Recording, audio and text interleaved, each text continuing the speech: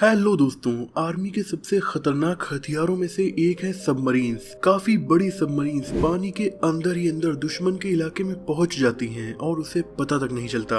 Submarines में nuclear missile से लेकर हर तरह के हमले करने के लायक खतरनाक हथियार मौजूद होते हैं। दिखने में भी ये काफी खतरनाक लगती हैं। आज दुनिया के कई देशों के पास सबमरीन्स मौजूद हैं, पर आज तक बनी दुनिया की सबसे बड़ी और सबसे खतरनाक सबमरीन टाइफून क्लास सबमरीन्स को माना जाता है, जिसे सोवियत यूनियन ने 1981 से इस्तेमाल करना स्टार्ट किया था और सोवियत यूनियन के कोलैप्स करने के बाद उसका उत्तराधिकारी यानी रूस इसे इस्तेमाल कर रहा है। तो चलिए दोस्तों, हैरान होते हैं जानकर दुनिया की सबसे बड़ी और खतरनाक रशियन सबमरीन टाइफून क्लास की ताकत के बारे में। दोस्तों, अमेरिका की ओहायो क्लास एक न्यूक्लियर पावर्ड सबमरीन है जिसमें बैलिस्टिक मिसाइल्स और क्रूज मिसाइल्स मौजूद होती हैं। इसकी लंबाई 170 मीटर है और वजन पानी के अंदर 18,450 टन है, पर इससे काफी बड़ी है रशिया की बोरेई क्लास सबमरीन जिसकी लंबाई 170 मीटर पर वजन 24,000 टन है। लेकिन दोस्तों, रशिया की टाइफून क्लास सबमरीन इससे भी दोगुनी बड़ी है, यानी 48,000 टन वजनी और 175 मीटर लंबी है। इस लिहाज से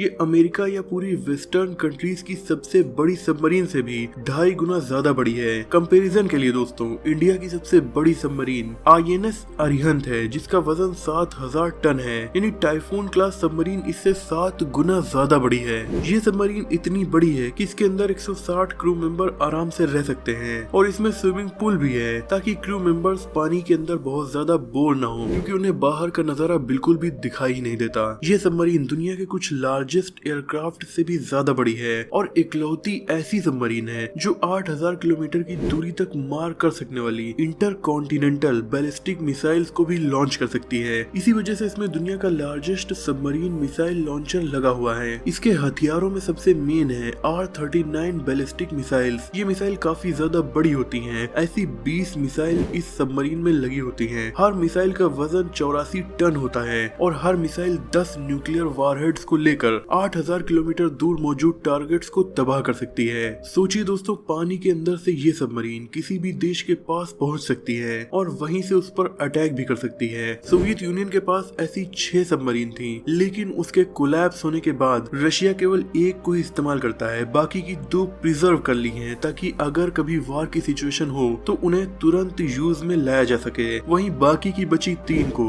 स्क्रैप कर दिया गया। कुछ लोगों ने आइडिया दिया था कि इन्हें ट्रांसपोर्ट व्हीकल के तौर पर यूज किया जाए, क्योंकि रशिया के उत्तर में नॉर्थ पोल के पास समुद्र में बर्फ जमी होती है और वहाँ पर पानी के जहाज नहीं चल सकते। लेकिन समुद्र की गहराइयों में बर्फ नहीं जमती और वहाँ पर ये सबमरीन आसानी से चलकर एक ट्रांसपोर्ट व्हीकल के जैसा काम कर सकती हैं, पर इनसे ये काम करवाया नहीं गया। दोस्तों, जब ये सबमरीन्स ऑपरेशनल होती हैं यानी मिशंस पर होती हैं, तो लगभग 120 दिनों तक पानी के नीचे 400 मीटर की गहराई में रह सकती हैं। इतनी गहराई में रोशनी का नामो निशान नहीं होता, क्योंकि समुद्र में 200 मीटर की गहराई के बाद ऐसा घना अंधेरा छा जाता है कि फिर कुछ नहीं दिखता।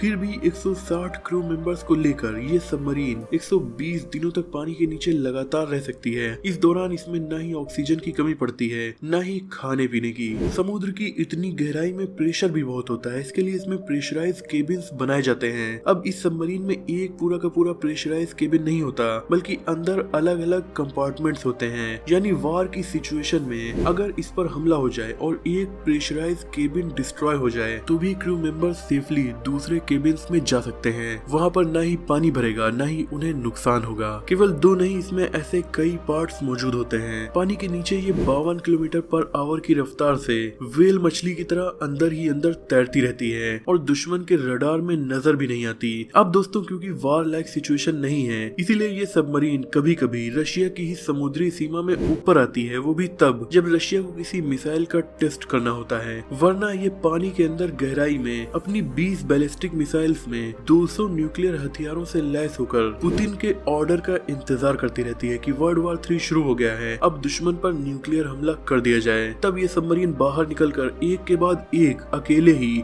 200 शहरों पर न्यूक्लियर वेपन को गिरा सकती है। यह है इस सबमरीन की खतरनाक खासियत। यानी दोस्तों, अगर हर एक देश में एक न्यूक्लियर हमला करना हो तो ये दुनिया के हर देश में न्यूक्लियर वेपन को गिरा सकती है, वो भी अकेले ही। हालांकि हम उम्मीद करते हैं कि ऐसा कभी ना हो। दोस्तों, इस सबमरीन में काफी एडवांस सोनार और रडार टेक्नोलॉजी का यूज किया गया है। सोनार टेक्नोलॉजी में ये साउंड वेव्स को भेजती है और फिर उनके इकोस के थ्रू अपने आसपास मौजूद ऑब्जेक्ट्स को डिटेक्ट करके दुश्मन की सबमरीन्स का पता लगाती है। ऐसा ही ये रडार के थ्रू भी करती है और रडार के थ्रू ही इसे अपनी लोकेशन और अपनी मूवमेंट को ट्रैक करने में मदद मिलती है। और जब ये दुश्मन की सबमरीन का पता लगा लेती है तब अपने टॉर्पेडोज हथियारों का यूज करके दुश्मन पर हमला कर देती है। टॉर्पेडोज एक ऐसा वेपन होता है जिसे आप कह सकते हैं ऐसी मिसाइल जो समुद्र के अंदर काम करती है। इसका यूज एक सबमरीन दूसरी सबमरीन पर हमला करने के लिए करती है, वो भी पानी के अंदर ही। तो दोस्तों ये थी दुनिया की सबसे बड़ी सबमरीन टाइफून क्लास। मुझे उम्मीद है कि इस वीडियो से आपकी जानकारी बढ़ी होगी। वीडियो पसंद आई हो तो इसे लाइक और शेयर कीजिए। ऐसे इंटरेस्टिंग टॉपिक्स पर नॉलेजफुल वीडियोस देखने के लिए हमारे चैनल को सब्सक्राइब करके बेल आइकन को प्रेस कर दीजिए। मिलते हैं अगली वीडियो में, तब तक के लिए अपना और अपनों का ख्याल रखिए।